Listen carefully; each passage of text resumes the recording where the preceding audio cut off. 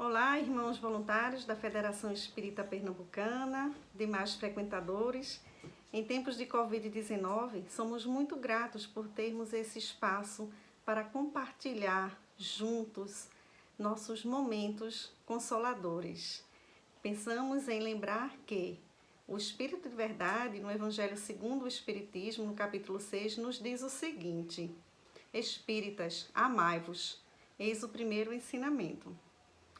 Bom, Eurípides Barçanufo, aos 38 anos de idade, ele já tinha fundado o primeiro colégio espírita do Brasil, o Colégio Allan Kardec, várias farmácias e também ele fundou um centro espírita chamado Esperança e Caridade, ou seja, uma vida altamente produtiva. Mas, em meio a isso tudo, uma pandemia também da influenza, uma gripe que naquela época, de uma maneira equivocada, foi chamada de gripe espanhola, ceifou mais de 50 milhões de vidas. Foi uma gripe que surgiu após a Primeira Guerra Mundial. E o apóstolo do Triângulo Mineiro, ele é infectado. E no dia 1º de novembro de 1918, ele está no quarto de hospital, febril, próximo à desencarnação por conta do seu estado.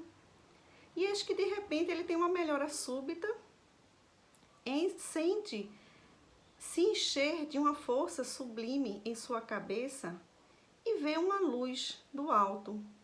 Ela se transforma num vulto de mulher, com vestes dos primeiros cristãos, um olhar de uma judia, sereno, confortador, e que ela diz o seguinte para ele: servo do Cristo, sabes quem sou?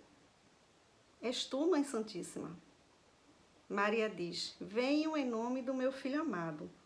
E ela explica que aquele é o momento da separação do joio e do trigo e que o mestre precisa dele para uns trabalhos que foram iniciados na espiritualidade antes dele reencarnar. Se tratava do Hospital Esperança. E ela diz que a presença dele é imprescindível para aquele trabalho de renovação daquela situação de atrocidades e loucura e que estava mergulhada toda uma espiritualidade, espíritos encarnados e desencarnados. E ele diz: serva do amor, orienta-me, como posso auxiliar o bem maior? E Maria explica que esse Hospital Esperança, apesar de prescindir de sua presença, o mestre compassivo dá a ele a possibilidade de escolher se por um acaso queria a cura e continuar no templo de carne. Eurípides fala: Mãe Santíssima, faça-se em mim a vontade do Pai. E em 1 de novembro de 1918, Eurípides Barçanufo desencarna, aceitando o convite feito pelo mestre, o chamado, e se entrega ao serviço, porque o que importava servir ao Cristo, encarnado ou desencarnado. Podemos aprender muitas coisas com essa experiência do benfeitor.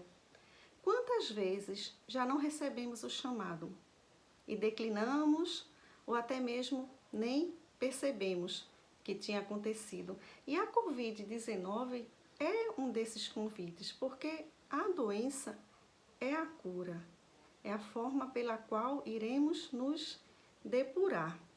Então, nós estamos muito acostumados a uma dependência de Deus, do governo, do chefe, de um chefe de família.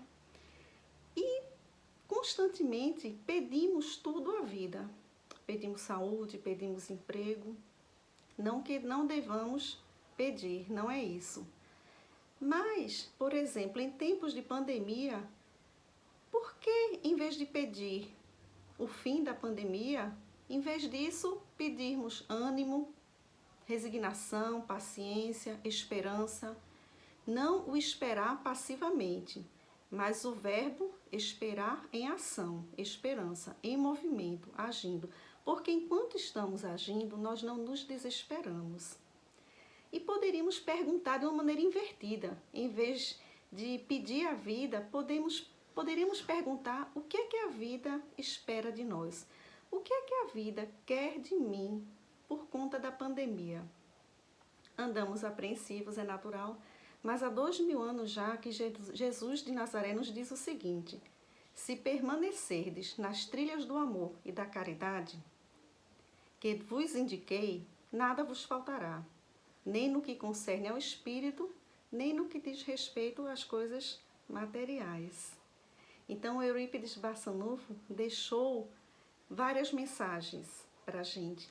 A do bem viver para bem morrer, o de escutar o chamado, aceitar, escolher a boa parte e se entregar.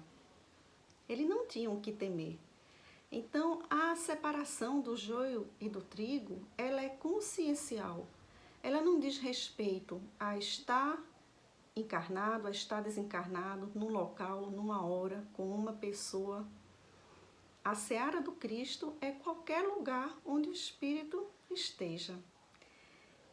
E para nos inspirarmos, podemos lembrar daqueles primeiros cristãos que morreram, foram para o Holocausto, naquelas arenas de Roma, feridos pelos gladiadores, devorados por aquelas feras.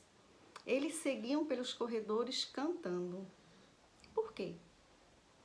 Na realidade, a gente volta para a questão da entrega e da confiança. Porque ali eles estavam aceitando a vontade de Deus acima de todas as coisas, acima da vontade deles, de suas expectativas. Então precisamos também tomar uma decisão. É hora do testemunho. Estamos sendo chamados, estamos sendo convocados. E podemos voltar e fazer a seguinte pergunta: que feras tenho eu que enfrentar? Porque não são mais as feras que estão lá na arena de Roma, mas a do espírito mortal, aquelas que estão dentro de nós, o medo, o egoísmo, a desesperança. A resposta está dentro de nós, é só buscarmos. Tem um roteirinho bem prático, como pediu o codificador a Santo Agostinho, de como atingir essa felicidade, de como se tornar um homem de bem. Está na questão 919 do Livro dos Espíritos. Então, a palavra de incentivo que queremos deixar aqui para todos nós é coragem, não temeridade.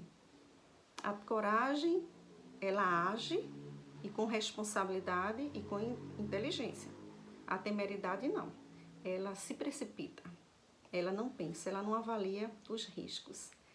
E Joana de Ângeles, a benfeitora, nos diz o seguinte, que a coragem de viver deve ser treinada continuamente, vencendo as pequenas barreiras.